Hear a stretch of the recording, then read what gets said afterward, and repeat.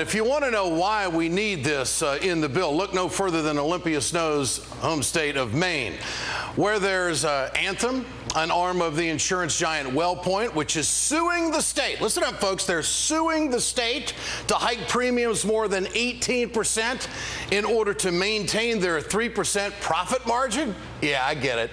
The company is claiming hardship due to the recession. Filmmaker Robert Greenwald took on the Wellpoint case in his series Sick for Profit. Take a look. The rate increase would be an average of 18% for their health choice. Anthem requested that the state guarantee that they make 3% profit off of just 12,000 people. The state said no, and Anthem decided to sue the state over that decision. Anthem is wholly owned by Wellpoint. I don't know how much Anthem is shelling out, but, lots of money is being spent in legal fees, which is obviously money that is not going to provide benefits to policyholders. Part of their lawsuit is crying hardship, that in a recession they need more money too. That's clearly not true. They exceed every possible measure of financial health for a company, and so really the only justification for this lawsuit is just pure greed. They have the audacity to go after the taxpayers of Maine, who are all struggling, so that they can make a guaranteed 3% profit. Just seems absurd. All right, connecting all this stuff, folks. Joining me now is Wendell Potter, a senior fellow on health care for the Center for Media and Democracy. He's a former vice president at insurance giant Cigna. Well, Mr. Potter, good to have you back with us tonight. Gosh, 3% profit. That's all they're doing over there at Wellpoint, huh? Yeah, it's kind of pitiful, isn't it? Just 3%. Last year, Wellpoint made $2.5 billion. So that's they're not hurting too bad. Okay, here's where they're spending their money. They're lining the pockets of politicians, and they're suing the state so they can raise the rates.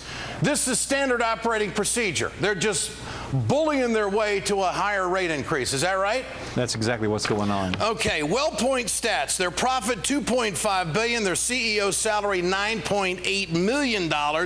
And their lobbying effort in 2009 has totaled so far just over $9 million. Now they're saying that they are going to cut back the health care benefits of their own employees. Is this window dressing, or is it really that tough over there, Mr. Potter? You know, they must be having hard times. Early this summer, Anthem, the same parent company of Wellpoint, but Anthem in Virginia actually arrested one of its customers when one of its customers came to question why its rates were being raised 14.1% when they only paid out 65% of their claims in medical claims or of premiums. So I guess things are really kind of tough there. So this reeks for and screams for regulation. And there's a talk now in the Congress about antitrust exemption.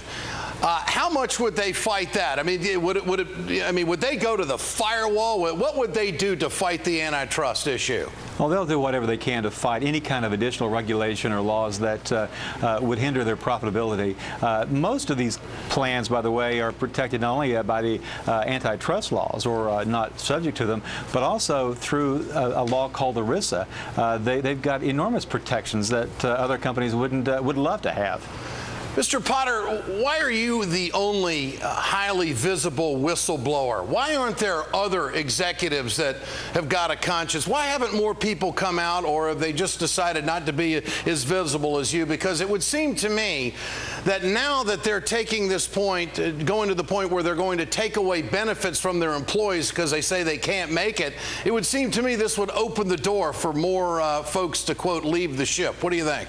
You know, it's too scary. It's the industry really, I think, the tactics that it's used over the past several years to get what it wants, to conduct PR campaigns that are based on lies and disinformation.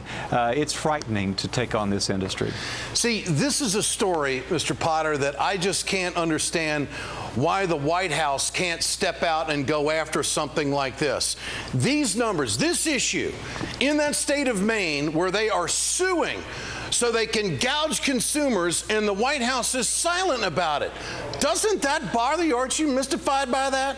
I'm very mystified, and I'm really concerned. I know that the White House has invited an executive of one of the big health care companies into the White House 6 times, at least 6 times, and I don't know. I don't really know what's going on or why they're doing it. It does mystify me. Have you ever been invited over to the White House to tell them what the inside baseball deal is? No, I have not. Congress has, but the White House has not. Okay, so you're the most visible, the most vocal, and a man with experience, and the White House has not said, Mr. Potter, why don't you come on over and sit down and let's have a conversation about what's really going on in the insurance industry. The only way the White House sees you is on cable, because that's where we're all seeing you. You're on this show quite a bit and other shows, but this is the only place the White House is seeing you.